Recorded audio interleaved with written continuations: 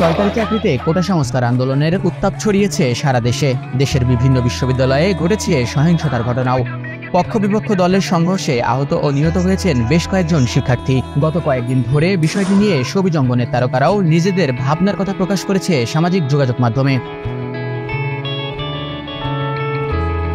কোটা সংস্কার আন্দোলন নিয়ে ঢাকায় সিনেমার জনপ্রিয় চিত্রনায়ক শাকিব খান তার ভেরিফাইড ফেসবুকে লেখেন, আমার প্রাণের বাংলাদেশ এভাবে রক্তাক্ত হতে পারে না, কারো মা বাবার বুক এভাবে খালি হতে পারে না। আপনারা যারা অভিভাবক পর্যায়ে আছেন তাদের কাছে অনুরোধ রইল, এখনই আন্দোলনরত শিক্ষার্থীদের সাথে কথা বলে এই সংকটের যৌক্তিক সমাধান বের করুন। সব ধরনের সংঘাতের সমাপ্তি চাই।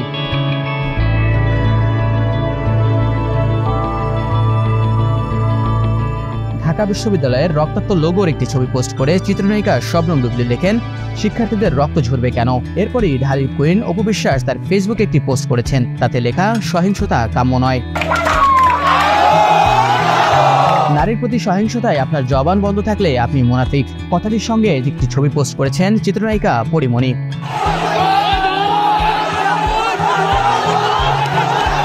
ঢাকায় সিনেমার আরেক চিত্রনায়ক সিয়া মাহমুদও ঢাকা বিশ্ববিদ্যালয়ের রক্তাক্ত লোগোর একটি ছবি পোস্ট করেছেন।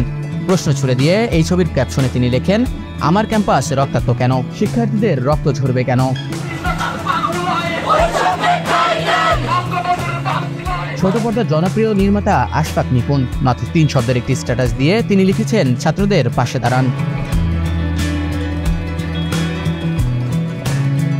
শিক্ষার্থীদের উপর হামলার বেশ কিছু ছবি শেয়ার করে ছোট পর্দার অভিনেত্রী রুকাইয়া জাহান চমক লিখেন, চিত্ত জেতা ভয় শূন্য, উচ্চ জেতা শির, জ্ঞান জেতা মুক্ত, জেতা গৃহের প্রাচীর, আপন প্রাঙ্গণ তলে দিবস সর্বরী, পশুধারে রাখে নাই খণ্ড ক্ষুদ্র করি।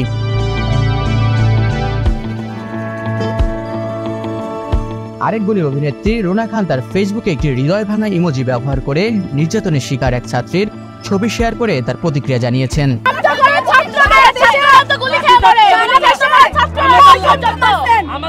অভিনেতা ও অভিনয় সংঘের সাধারণ সম্পাদক রনক হাসান লিখেছেন, কোটা সংস্কার হতেই পারে, মুক্তিযোদ্ধা এবং তাদের সন্তানদের জন্য কোটা এমনিতেই 2-4 বছর পর অকার্যকর হয়ে যাবে।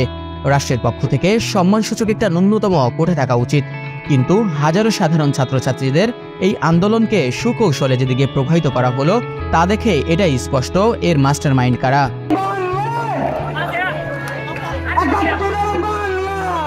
গুণী পরিচালক মোস্তফা সরোয়ার ফারুকী তার ফেসবুক প্রোফাইলে লিখেছেন, আপনারা যারা ভাবছেন কোটা আন্দোলনটা স্রেফ একটা চাকরির জন্য, তারা বোকার স্বর্গে আছেন। আপনারা এর সবগুলো স্লোগান খেয়াল করেন, দেখবেন এই আন্দোলন নাগরিকের সমমর্যাদার জন্য। এই আন্দোলন নিজের দেশের 3য় শ্রেণীর নাগরিক হিসেবে না বাঁচার আন্দোলন। এই আন্দোলন রাষ্ট্র ক্ষমতায় যারা আছেন তাদের মনে করিয়ে দেবার জন্য যে দেশের মালিক তারা না, আসল মালিক জনগণ।